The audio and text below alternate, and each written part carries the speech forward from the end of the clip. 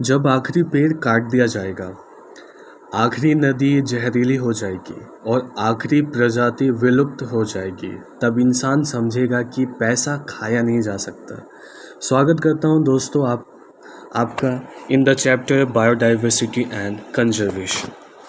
अगर एलियन किसी दूसरे गैलेक्सी से हमारे प्लैनेट अर्थ पर विजिट पर आए, हमारे प्लैनेट अर्थ पर आने का मौका मिले एलियन को, तो he would be amazed and baffled by looking at the innermost diversity of life that he would encounter. Even हम humans भी जब इतनी rich variety of living organisms को देख रहे होते हैं, हम खुद एस्टरनाइज एंड फैसिनेट हो जाते हैं। ठीक है ना? आप सरप्राइज होंगे इस डेटा को सुन करके। 20,000 species of ant, 20,000 species of orchids, 28,000 of fishes, ठीक है ना, and more than 3 lakh species of beetles, ठीक है ना, are there in our planet Earth, ठीक है। In our biosphere, ठीक है ना, immense diversity or heterogeneity exist not only at the species level but all the level of biological organization. Macromolecule से लेकर के सेल से लेकर के बायोम, हर जगह पे हमें बायोडाइवर्सिटी देखने के लिए मिलता है। ठीक है। बायोडाइवर्सिटी जो टर्म है ना, it was popularised by the sociobiologist Edward Wilson to describe the combined diversity at all the levels of biological organisation. ठीक है, देखो हमें अलग लेवल पे बायोडाइवर्सिटी देखने के लिए मिलता है। The first one will see here genetic diversity. A single species might show high diversity at the genetic level over its distributional range. इसका जेनेटिक वेरिएशन का एक एग्जांपल हमें देखने के लिए मिलता है in the medicinal plant Rauwolfia vomitoria. ठीक है ना, ये जो है ना हिमालयन के डिफरेंट रेंजेस पे ग्रो होता है और इनके अलग रेंज में ग्रो होने के हिसाब से इनकी पोटेंसी, इनकी कंसंट्रेशन, ठीक है ना, ऑफ एक्टिव केमिकल रेसरपाइन, ये अलग अलग हो जाता है। ठीक है, इंडिया में 50,000 से ज़्यादा genetically different strains of rice available है। 1,000 से ज़्यादा वेराइटी ऑफ मैंगो अवेलेबल है। नेक्स्ट नंबर 2, स्पेसीज डाइवर्सिटी की बात करें, the diversity at the species level.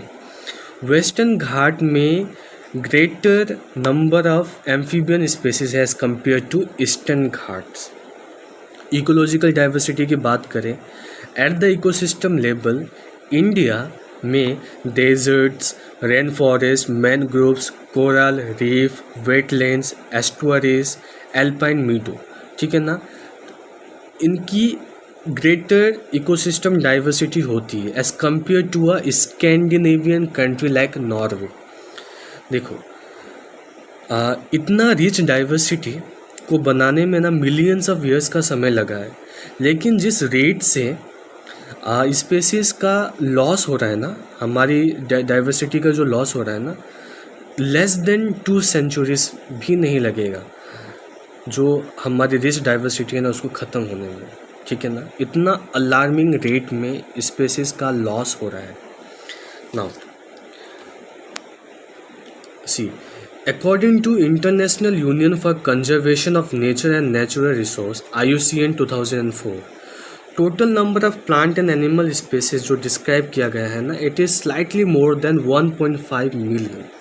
ठीक है, but we have no clear idea of how many species are yet to be discovered and described. कुछ extreme estimation में ये भी आता है 20 to 50 मिलियन स्पेसीज है अर्थ पे। ठीक है ना, but a more conservative and scientifically sound estimate made by Robert may places the global species diversity to be about 7 million. Okay, देखो more than 70% of all the species, ठीक है ना, recorded are animals। ठीक है ना, जिसमें plant 22% of the total में आते हैं। एनिमल्स में भी 70% जो है ना वो इंसेक्ट है and they are the most species rich taxonomic group. ठीक है, इसका मतलब ये है कि आउट ऑफ एवरी 10 एनिमल्स 7 जो है ना वो इंसेक्ट है। Also the number of fungi species in the world is more than the combined total of the species of fishes, amphibians, reptiles and mammals. इन सब को ऐड कर देंगे, इसके बाद भी फंजाई स्पेसीज सबसे ज़्यादा नंबर में अवेलेबल है। एनसीईआरटी में 3 इम्पॉर्टेंट डायग्राम्स दिए हुए हैं, ठीक है ना, ग्राफ्स दिए हुए हैं, पाई चार्ट दिया हुआ है, जो आप समझें।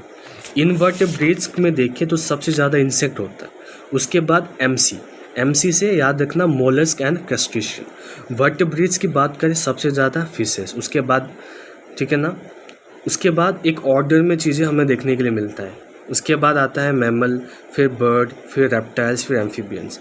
प्लांट की बात करें, ठीक है ना, एंजियोस्पर्म, फिर लाइकेन, फिर एल्गी, फिर फंजाई, फिर मॉसेस, फर्न एंड एलाइस। ठीक है, अब हम प्रोकैरियोट के नंबर की बात करें ना, इनके एस्टिमेट की बात करें, बायोलॉजिस्ट आर नॉट श्योर कि कितने प्रोकैरियोट के स्पेसीज यहाँ पे हैं। ठीक है, the problem is that conventional taxonomic method are not suitable for identifying microbial species and many species are simply not culturable under laboratory condition। इसलिए हमें इन प्रोकैरियोटिक स्पेसीज का एस्टिमेट, प्रॉपर एस्टिमेट नहीं पता।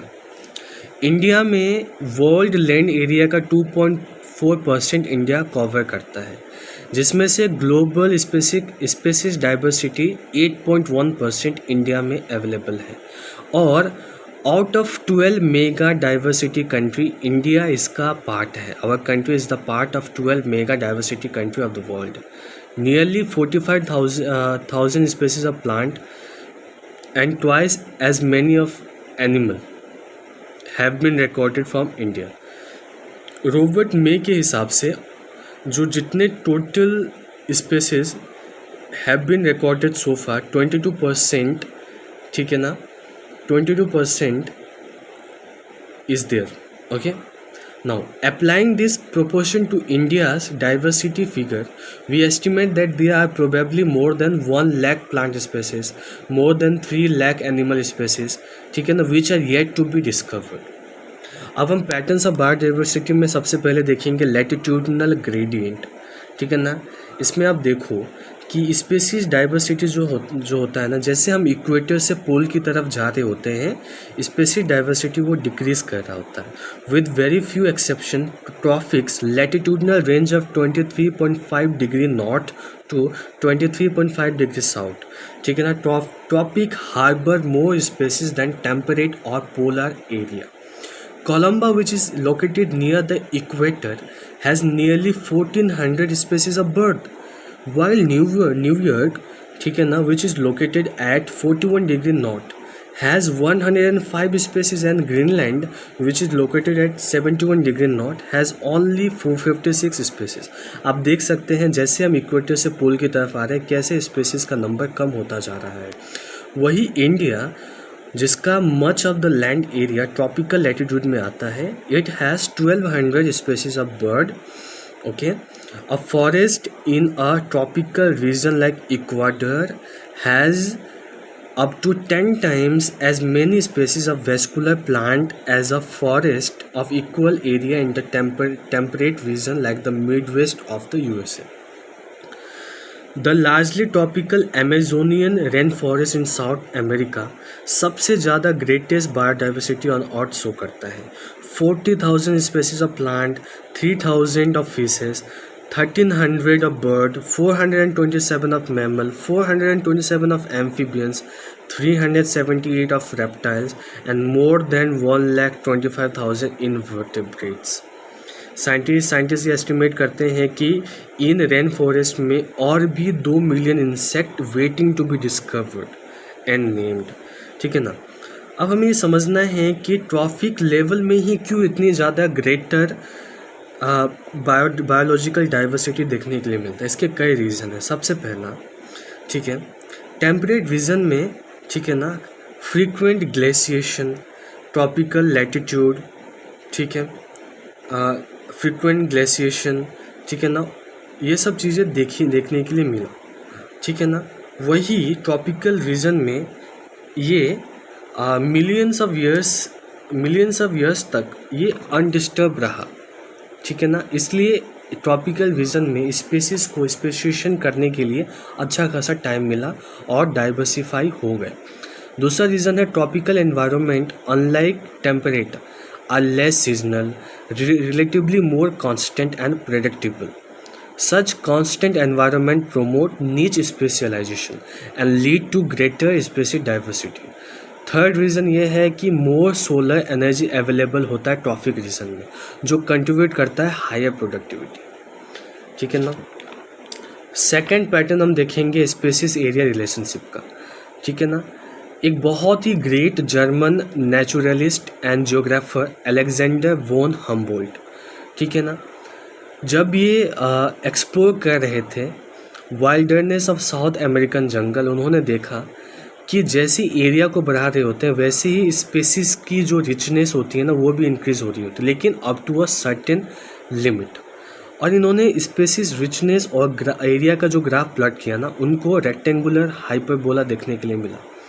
Mathematical expression it is given by s is equals to c a की power z, जहाँ पे c is the y intercept, a is the area, z is the slope of line, ठीक है ना, जिसको regression coefficient भी कहते हैं, किसको, z को।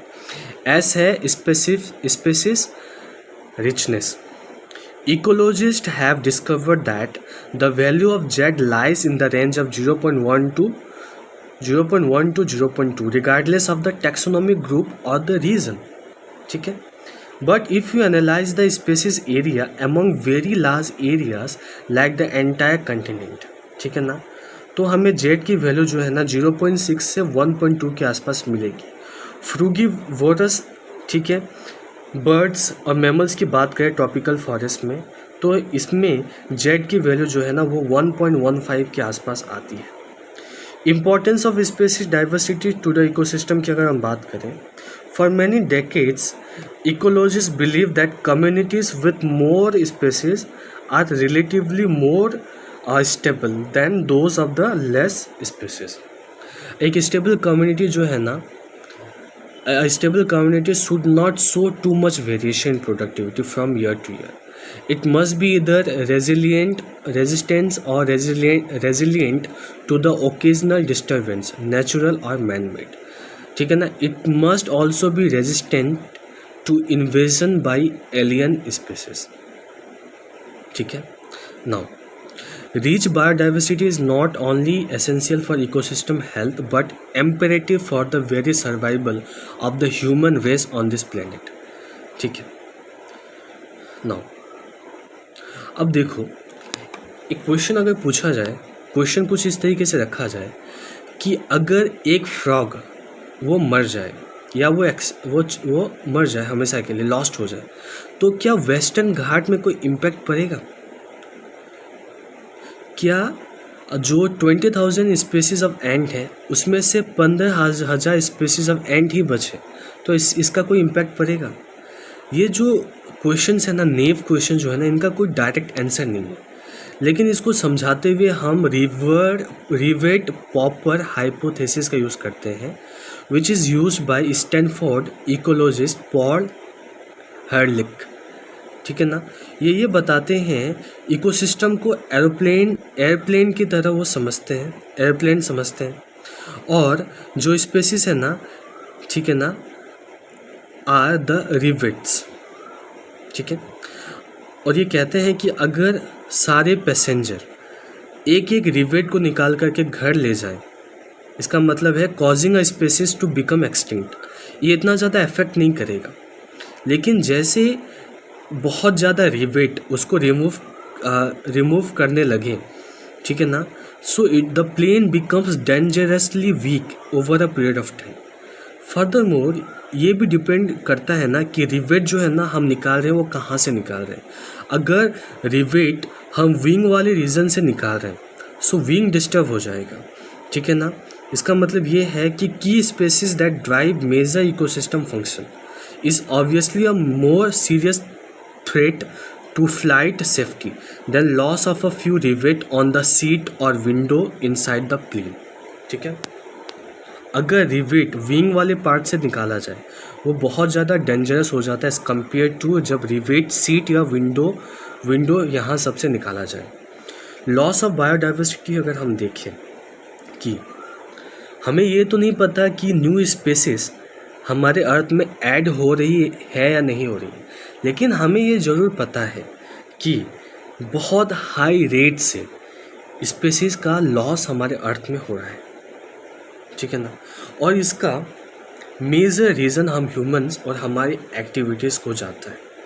सी the colonization of tropical Pacific island by humans is said to have led to the extinction of more than 2000 species of native birds. IUCN के रेड लिस्ट 2004 डॉक्यूमेंट के हिसाब से 784 स्पेसीज एक्सटिंक्ट हो चुकी हैं, जिसमें से 338 वर्टिब्रेट्स आते हैं, 359 इनवर्टिब्रेट्स आते हैं, 87 प्लांट्स आते हैं इन द लास्ट 500 ईयर्स, ठीक है ना। Some example of recent extinction है dodo from Mauritius, quagga from Africa, thylacine from Australia, Steller sea cow from Russia and 3 subspecies of tiger, Bali, Javan and Caspian. In the last 20 years alone have witnessed the disappearance of 27 species. ठीक है ना। More than 15,500 species worldwide are facing the threat of extinction. Presently, 12% of all bird species, 23% of mammal, 32% of amphibians, and 31% of all gymnosperm species in the world are facing the threat of extinction. ठीक है ना। From a study of the history of life on Earth through fossil record, ठीक है ना, the large scale loss of species जो हम आज देख रहे हैं ये पहले भी हम ह्यूमन से पहले भी हो चुका during the long period greater than 3 billion years ago, ठीक है ना। There were 5 episodes of mass extinction, लेकिन अभी जो प्रेजेंटली जो चल रहा 6th एक्सटेंशन है वो कैसे इन बीते हुए 5 एपिसोड से अलग है, ठीक है ना। ये जो डिफरेंस है ना ये लाइक करता है in the rate the current species extinction rate are estimated to be 100 to 1000 times faster than in the pre-human times, and our activities are responsible for the faster rate.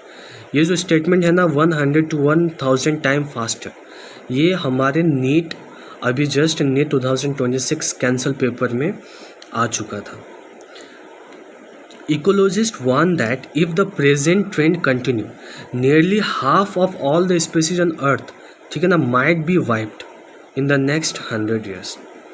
In general, loss of biodiversity in the region may lead to decline in plant production, lowered resistance to environmental perturbations such as drought, increased variability in certain ecosystem processes such as plant productivity, water use, and pest and disease cycle. Cause of biodiversity losses की अगर हम बात करें, ठीक है ना, 4 major causes होते हैं जिसको हम एविल क्वार्टेट कहते हैं। सबसे पहला habitat loss and fragmentation, this is the most important cause जिसकी वजह से एनिमल और प्लांट का एक्सटेंशन हो रहा है, ठीक है ना। नाउ वंस जो ट्रॉपिकल रेन फॉरेस्ट जो है 14% अर्थ का लैंड सरफेस कवर कर रहा होता है, लेकिन अब बस 6% ही कवर कर रहा है। सो देख सकते हैं कि कितनी जल्दी ये डिस्ट्रॉय हो रहा है। और जब तक हम ये चैप्टर ख़त्म कर चुके होंगे 1000 more hectares of rain forest would have been lost. Amazon जिसको लंग्स ऑफ प्लैनेट कहा जाता है, जो मिलियंस ऑफ स्पेसीज को हार्बर करता है, आज उसे काटा जा रहा है just for cultivating soybean and or for conversion to grassland for raising beef cattle. When large habitats are broken up into small fragment due to various human activities, mammal and bird requiring large territories and certain animals with migratory habitat are badly affected, leading to population decline. Second है over exploitation, ठीक है ना। ये जायज़ सी बात है कि हम ह्यूमंस नेचर के ऊपर डिपेंडेंट होते हैं फॉर फूड शेल्टर, लेकिन ये जो डिपेंडेंसी है ना वो नीड ज़रूरत तक ही सीमित रहे तो अच्छा है। लेकिन हम ह्यूमंस को देखें, नीड टर्न हो गया लालच में, ग्रेडीनेस में, जिसकी वजह से over exploitation of natural resources हुआ। लास्ट 500 ईयर्स में many species has been extinct due to over exploitation by the humans, जिसमें Steller, sea cow, passenger pigeon ये भी आते हैं। Presently, many marine fish population around the world are over harvested, जिसकी वजह से other commercially important species are endangered. Third is the alien species invasion. When alien species को हम unintentionally या जानबूझ करके किसी भी मकसद, चाहे कोई भी मकसद हो, उसको हम इंडिजिनस स्पेसीज के हैबिटेट में डाल रहे होते हैं ना, सो ये डेक्लाइन और एक्सटेंशन करता है इंडिजिनस स्पेसीज का। इसका एग्जांपल है नाइल पर्च को जब Lake Victoria in East Africa में इंट्रोड्यूस किया गया, it led to the extension of more than 200 species of cichlid fish in the lake. ठीक है ना? ओके, नाउ हम ये भी जानते हैं कि जब invasive weed species like carrot grass, जिसको पाथिनियम कहते हैं, lantana and water hyacinth, Eichhornia, जब इसको इंट्रोड्यूस किया गया, it led to environmental damage and native species को बहुत थ्रेट पहुंचाया। अभी जो रिसेंट इलीगल इंट्रोडक्शन चल रहा है अफ्रीकन कैटफिश का, Clarias gariepinus, for aquaculture purposes, it is a threat to the indigenous catfishes in our rivers. कोई एक्सटेंशन की बात करें कि जब एक स्पेसीज एक्सटिंक्ट हो जाता है और उस स्पेसीज के ऊपर बाकी दूसरे प्लांट और एनिमल्स डिपेंडेंट थे, तो उस एक स्पेसीज के एक्सटिंक्ट होने की वजह से प्लांट और एनिमल्स जो उसके ऊपर डिपेंडेंट थे वो भी एक्सटिंक्ट होने लगते हैं। नाउ बायोडाइवर्सिटी कंजर्वेशन की बात करें, ठीक है ना, why should we conserve biodiversity? हमें बायोडाइवर्सिटी का कंजर्वेशन क्यों करना चाहिए? इसके बहुत से रीज़न हैं, कुछ ऑब्वियस है and others are not so obvious. ठीक है ना? इन रीजन्स को हम 3 कैटेगरीज में डालते हैं। ठीक है ना? वो 3 कैटेगरी कौन कौन सी है? Narrowly utilitarian, broadly utilitarian and ethical. Narrowly utilitarian में क्या आता है? इसमें ये आता है कि हम ह्यूमन बींग्स को बायोडाइवर्सिटी का कंजर्वेशन इसलिए करना चाहिए क्योंकि हमें नेचर से बहुत सारे फ़ायदे हैं। हम ह्यूमंस का फ़ायदा इसमें देखा जाता है। ठीक है ना? जैसे हमें नेचर फूड देता है, जैसे सीरियल्स, पल्सेस, फ्रूट, फायरवुड देता है, फाइबर देता है, कंस्ट्रक्शन मटेरियल देता है, इंडस्ट्रियल प्रोडक्ट जैसे tannins, lubricant, dyes, resins, perfume. ठीक है ना? More than 25% of the drug currently sold in the market world wide are derived from plant and 25,000 species of plant contribute to the traditional medicine used by native people around the world. ठीक है ना? With increasing resources put into bioprospecting, exploring molecular genetic and species level diversity for product of economic importance, ये सब narrowly utilitarian में आता है। Broadly utilitarian में हम ये देख रहे होते हैं कि अमेजन फॉरेस्ट से हमें 20% टोटल ऑक्सीजन मिल रहा होता है, इसलिए हमें बायोडाइवर्सिटी कंजर्वेशन करना है। पोलिनेशन हो रहा होता है, इसलिए हमें करना है। Other intangible benefit like aesthetic pleasures of walking through thick woods, watching a spring flower in the full bloom or walking up to a bulbul song in the morning, ये सब ब्रॉडली यूटिलिटेरियन में आते हैं। Ethical arguments की बात करें तो इसमें फिलोसॉफिकली और स्पिरिचुअल कंटेक्स्ट आ रहा होता है कि हर एक स्पेसिस का अपनी एक वैल्यू होती है। ठीक है ना? And we have a moral duty to care for their wellbeing and pass on our biological legacy in good order to future generations. ठीक है? अब हम बायोडाइवर्सिटी को कैसे कंजर्व कर सकते हैं? या तो हम उसको इन सिटू, जहाँ पे उनका हैबिटेट है, उस हैबिटेट में उसको हम कंजर्व करें। ठीक है? या उसको हम एक्स सिटू करें। इन सिटू कंजर्वेशन में आप देखेंगे, ठीक है,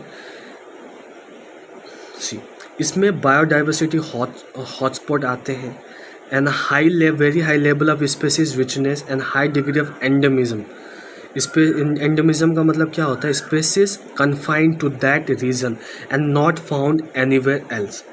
इनिशियली 25 बायोडाइवर्सिटी हॉटस्पॉट आइडेंटिफाई थे, अब 9 more have been added. So total world में कितने बायोडाइवर्सिटी हॉटस्पॉट हुए?